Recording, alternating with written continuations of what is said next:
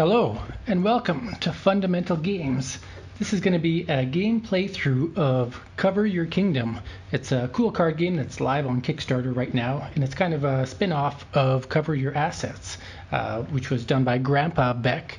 And this game is actually done by a guy named Jeff Beck, which I believe that's his son. So pretty cool that he's living on the board game legacy. If I'm wrong, I apologize. Now, so what is Cover Your Kingdom? Well, if we take a look at the rule book here, I'm just going to read through. Basically, each player is going to be the ruler of their very own fantasy kingdom. However, the kingdoms are currently vacant and devoid of magic. Fortunately, there's a large assortment of magical creatures looking for a new kingdom to call home. So you're going to contend with rival rulers as you each strive to persuade creatures to choose your kingdom to call home. Every creature residing in your kingdom at the end of this game adds to your kingdom's magic, and the player with the most magic in their kingdom will be crowned the most noble and supreme majesty of magical might. Now that we're past all that idyllic hogwash, let's get down to business. There's a freaky bunch of creatures in here, and they all want to do their own special things, and they're not very loyal. They're going to jump ship as soon as they can with the slightest urging from another player. So just because you get some cards laid down on your pile doesn't mean somebody else can't grab them from you. So it's a very intense game. It's got a lot of take that, and it's actually designed to be 4+ players. Or I guess 3 to 6 players. I'm going to play with, here, let's just get, we're going to play with 3 players today. So I'm going to take these cards away, slap them in this pile, and shuffle this back up, and we'll just get rid of that board there. So we're just going to play with these 3 players to keep things simple. And I've got them all positioned towards me with their cards already laid out so that you can see everything that goes on, and I can quickly zoom for you. So this is all to make it easy to play and zoom. I'm playing 3 personalities, and I take that against myself. I've also included a quick reference chart here so I know exactly how to play in case I mess things up. So how does this game commence? Well, to start with, each player is dealt 6 cards, and they each get a player mat. On this mat, there's 2 sides. There's a mountain and there's a plain side. And you're going to have cards that you draw that will have that icon or that icon, and they can only go on that side unless something on a card tells you otherwise. Other than that, you're going to see how the game commences throughout the gameplay that I put through, and then this giant thing is just a player token, represent whose turn it is in case I get distracted and forget with all the crazy happenings that can go on in this game. Alright, so without further ado, let's get into the game. We're going to start with this player being the first turn, and we're going to flip over these cards. These would be in your hand, but like I said, they're going to be on the table for easy reference. And you're going to see all kinds of amazing named creatures, all named by Jeff. We've got Volcent, we've got Peg Legasis, we've got the Cyclops. I think he's pretty famous already now.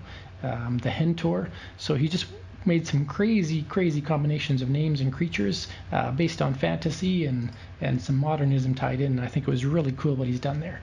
But what can you do with these creatures? Well, what you need to do is you may need to put together a pair of creatures and put them on your player mat. You can only put them there as a pair. You can't do 3 or 4 or 5, and you can never do a single unless you already have a clan in place.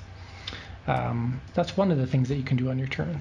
Another thing you could do is try to steal somebody else's, but they have to have at least 2 clans in place already, and you have to have a clan in place already. Another thing you can do is place one guy onto an existing clan.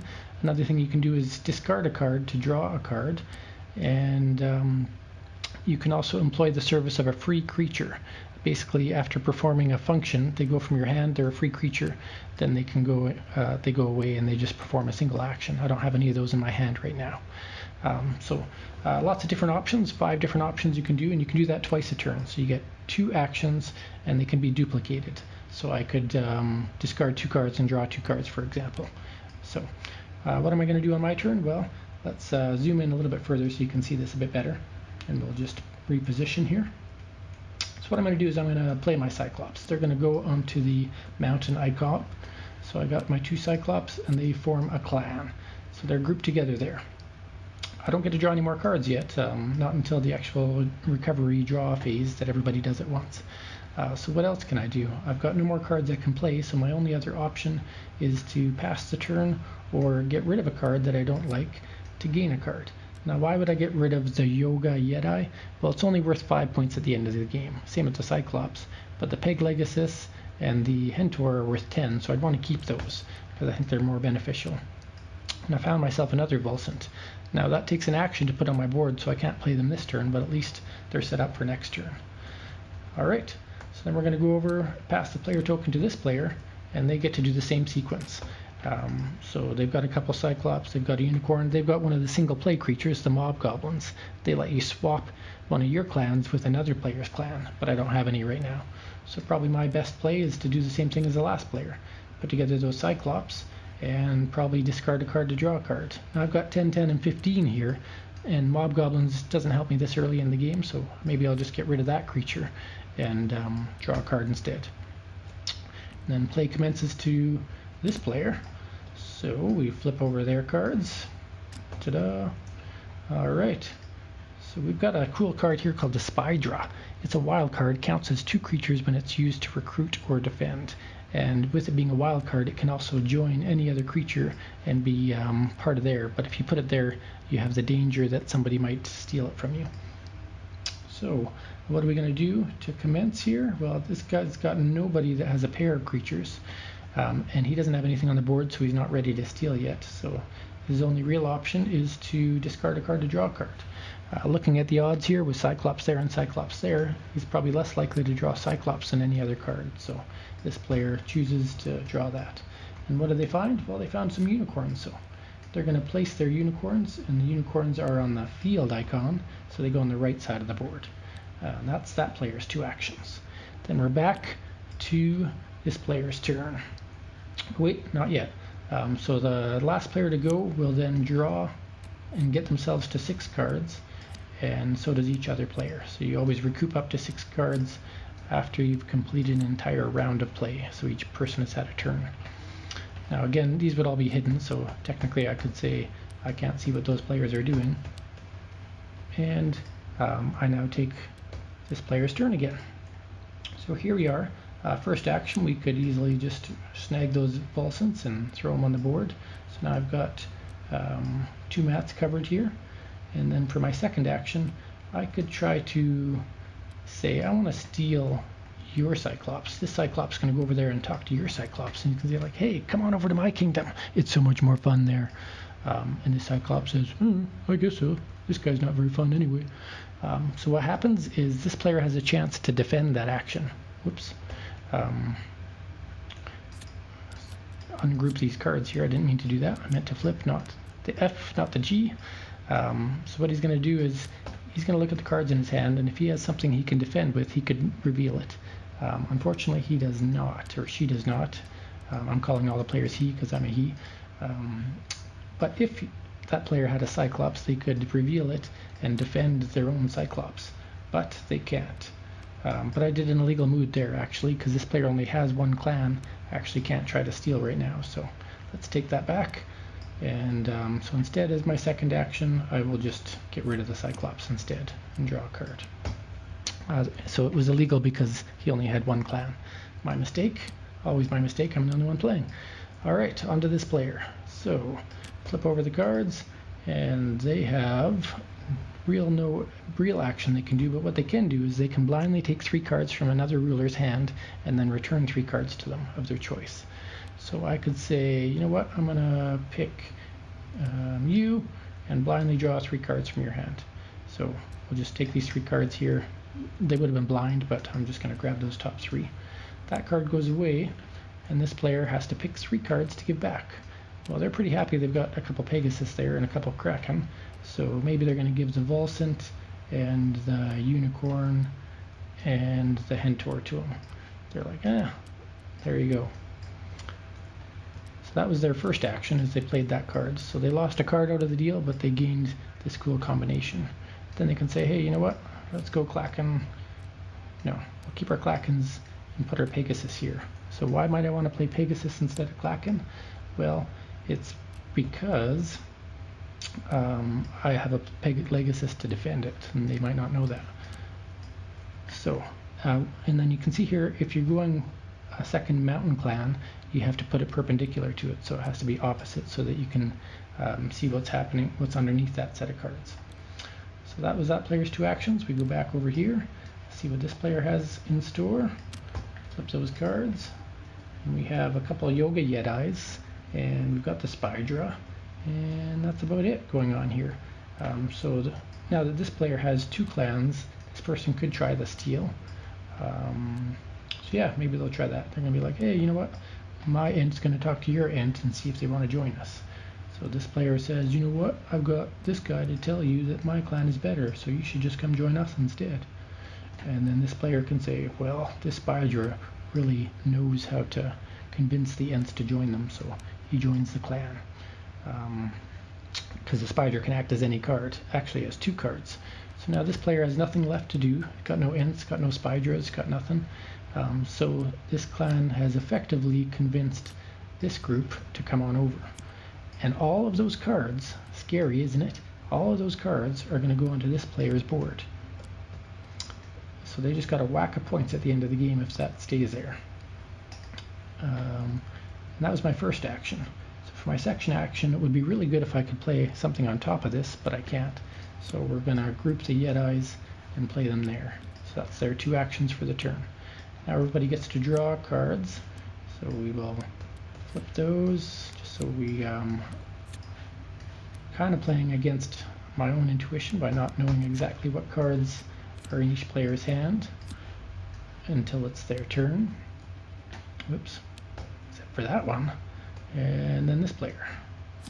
So 1, 2, 3. And then flip, flip, flip, and we'll just flip them all over. So now it's this player's turn again. Alright, so what's going to happen? You know what I'm going to do here? I'm going to take out, I'm just going to play with the next 20 cards here. I'm going to split this into 4, and we're just going to play till the top of this deck runs out. I don't want to keep you too long, but I did want you to kind of get an idea of how this game is played. So we're just going to take this stack of 25, and that'll be the remainder of the deck. When that runs out, whoever has the most points wins. That way we see a game. Okay, back to what I was doing. So we can play double Hentor here, slap that there, get 20 points for the end of the game. And then this guy can say, you know what? Do I want to get revenge? I don't have a hentai, I don't have a peg legacy. So really not much else I can do unless I want to sneakily, could do something like this. So this one is a wild card. We could put the Kraken with the Spydra, nobody knows I have it there. And I can put the Spydra here on my plains as my first action. And then as my second action, I can take these 2 Hentors and put them over top. So basically what I've done is I've protected my Kraken and the dragon underneath from getting stolen, because they'd have to steal the top clan first. Alright, so that's that player's turn. Then we go over to this player's turn. Alright, what are we going to do? We're going to flip these over, and here we've got some Krakens of our own. Now that player can't steal those Krakens, and no Hentor to steal the Hentor. I got a Cyclops, could try to steal the Cyclops pile. And could try to steal this guy's Ent pile. And that's probably a worthwhile attempt. Even if he fails, he thinks it might be worth it. Lose 5 points for a chance to gain all those points that he saw happening earlier. So he does his first action as try to convince that Ent. This player says, no way. This player has nothing further to do, so I actually gain that player's Ent, and that is added on to this collection of cards because it's all part of that clan that they were trying to protect. So that was painful for them. Their second action, they can do a couple Krakens here. Why not? Then we go to this player's turn. So they used a card, but they still have a couple more actions here. You can grab these pigs and protect that super stack right there. Nobody else gets that now. And then as their second action, what can they do?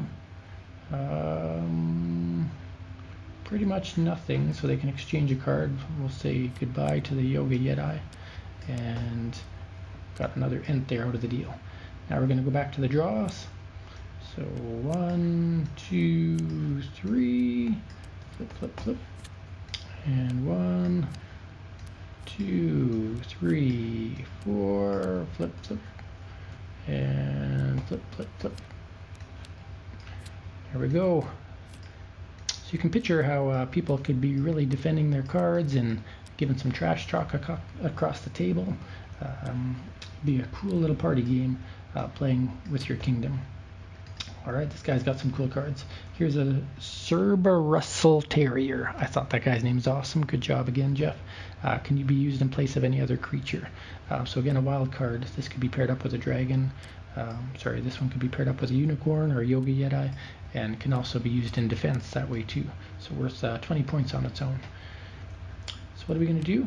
Well, we've got some pretty cool cards here to steal with. Try to steal this Kraken. So what are we going to do? We're going to use a Cerberus Terrier to try to steal the Kraken. So this player can then reveal cards and say if they have a chance. And they've got absolutely nothing to defend with, so they just stole the Krakens. No problemo. Those Krakens are planes, so they get added here as a new clan. That was action number 1. And action number 2, I'm going to take these dragons and throw them on top of the Cyclops here. They're going to go into the Mountain Clan. Alright, then this player's turn. Well, we've got a couple of Hentors. Just throw those there. And we're going to use the layer action and just layer that onto that clan that already exists as their action. We'll go back to this player. They're pretty happy. Nobody's attacked them this turn. They're building up their good old army. But they can attack back. So they're going to be like, my Hentor's taking your Hentors. They really like stealing your dudes. This guy's got nothing to defend with, so he takes the Hentors and adds them to his pile as his first action. And those are a field animal. Oh, this one says field or mountain, so you can put it on either side. We're going to put it over here and keep that pile protected. And then as the second action, they can play a couple of leprechauns and put that on top of the Hentors to protect the Hentors, so that stack's getting real high. Then this player, we go back to the dealing phase. So 1, 2, 3. Have to deal them in order, that's the rule. 2, 3, 1. So you can see the last player actually has a slight benefit in that they can play all their cards and then still have 6 cards to defend with, whereas the first player puts themselves more at risk. So there's that to remember. Alright, so this player's turn. What's possible out there to steal? Well, there's a Peglegasus, there's a Yoga Yeti, there's Leprechaun Man as options to steal. Really not worth that many points, so I think he'd be better off to take these Klakens and start a new clan of Klakens there. Dun, dun, dun, dun. And then as a second action, instead of trying to steal those lower point things, well, I guess there's 3 Pegasus there. He could try to steal that Peglegasus with a Spydra. What's this player going to do in defense? They have no defense, so they are going to lose their Peglegasus to this Spydra. And then this is going to go on this player's mountain zone right there. So that was their 2 actions. We go over to this player. They want some revenge here. What they can do is swap their top clan with the clan atop another ruler stack. So their first action is playing the Mob Goblin, giving them the Cyclops to get this super stack of Peglegasus. So nice revenge there. And there's nothing that player can do about it. And then they don't really have much of another action here. All they can do is get rid of a card to draw a card. Actually, what he could do is steal the Cyclops back. This player has no defense, so there we go. He got him double. Not only did he steal his Pegasus back, he's got it layered underneath the less pointed Cyclops. So, way to go, team left. Then we go to this player. They've got 6 cards. What are they going to do? Well, there's Cyclops to steal, Bragan, Klaken, none of which they have, so instead they're going to let's throw a Leprechaun on the Leprechaun and then throw the 2 Ints on top of the Leprechaun. So there's the 2 actions. Alright, we're going to draw cards again. So 1, 2, 3, 1, 2. So at the end of the game, is that how cards are distributed? I'm not 100%, but we're not going to keep you much longer, so we're just going to play it that way and see how it turns out. So the last, that one player on the left has a bit of a disadvantage again. But this player gets to go first, so what are they going to do? Well, we've got a Cerber Russell Terrier, which is nice. That was fun to steal last time. Could try to steal those Ents. Or... see, stealing is worth more points than just getting your own points, and this guy doesn't have a lot to do, so I could say, you know what, I'm going to go Yoga Yeti, your Yoga Yeti. See what happens. Because that's the only thing he can really steal. Then this player says, no, I've got a Yoga Yeti, I'm keeping that. Then this player can say, well, I've got a Cerber Russell Terrier that's going to act as a Yoga Yeti to steal your Yoga Yeti. And then this player has nothing they can do about it. So we'll group these together. And actually we'll put the Yoga Yeti on top because they have to show what's happening there. And that is a mountain. So that goes on this pile. And this player has a second action. Oh, and they get these Yoga Yetis as well. Alright, second action, nothing to steal here. The only thing I can possibly do is trade a card for a card, and maybe it'll get me something I can defend with. Oh, wait, there is no card. Never mind. So then this player has the last chance to go. They've got no pairs. The only thing they can hope to do is steal. This player has nothing to defend against it, so they lose that. And this joins this player's clan. Congratulations. Then their second action, they could try to steal the leprechaun. And this player has no defense, so they're going to lose their leprechauns too. Kind of a last minute loss there. And then this player gets their last chance. What can they do? No Cyclops, no Leprechaun, no Kraken, no Yoga Yeti, so they can't steal anything. But they do have two Hentors, so they can, instead of playing one Hentor, they can play both as a new clan here. So that's option number 1. And option number 2 says remove a clan atop another ruler stack from the game. So they can look here and decide who do they think has more points. They think the Kraken player probably has more points. So they're going to play that card and remove these 5 Yoga Yeti cards, which he knows there's a Cerber Russell in there. So those go into the discard pile. And so we would have more cards if we were playing. I can't remember exactly how many cards a 3-player game would have. But let's now show you how the point system works. So what we would do with the point system is we would take all these cards and group them together. Not the cards in the hand, mind you. Those cards will go in the discard pile. So we'll just get rid of all these extra cards here. And these. And we're just going to quickly tabulate what each player's points are. So I'm going to grab this player's deck, throw it all together. Alright, grab this player's decks. Sorry about the timing here. You can fast forward if you want. Lovely thing about YouTube. Alright. And then this player's. They don't have many stacks, but I remember they had a lot of points within some of their stacks.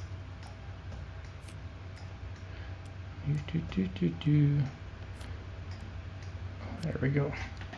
Now we're just going to quickly search and add up the points. So this player has 40, 50, 60, 70, 75, 80, 85, 90, 95, 100, 105, 110, 120 points over here. All right, we're just going to jot that down, 120 points. Good. And this player, we're going to search this player's deck. And they have 10, 20, 30, 35, 45, 55, 65, 105, 110, 120, 130, 140, 150 points. All right, jot that in there, 150. Go back to here.